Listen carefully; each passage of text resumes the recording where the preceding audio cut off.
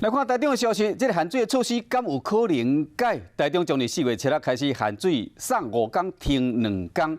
青柳罗市人员讲，民生用水甲企业商行连续停水停2天有淡薄仔晦气，所以讲有民意代表希望讲会使争取送5天停1天，还是送4天停1天，并且趁经济部长王美花到自来水公司了解国军整备水车时提出这个想法，要么现场刷咧冤家，因为呢国民党的立委的不满，王美花干来停留15分钟，民进党立委就出面甲慰。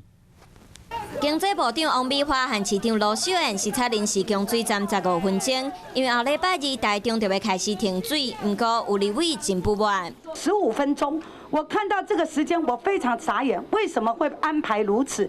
因为这个事情公5停2都没有跟地方政府商量。王美花赶紧解释，其实署长都有亲自到台中这边来很多次。那如果因为是我没有跟市长打这个电话的话，我在这边也特别跟市长致歉。罗秀燕质疑限水是安怎要停2天，对民众的冲击伤大。水就只剩下这么多，我们也不想要限水啊。因为在我们公5停2之前，我们现在的节水率是11%了。如果是公5停1，其实是跟现在的节水率11%是一样的。停水的时间敢会当减少？王美花和自来水公司认为，因为敢若停1天无啥物省水的效果，而且讲线若是定定停水、搁覆水，会增加曝光的机会，所以未来考虑。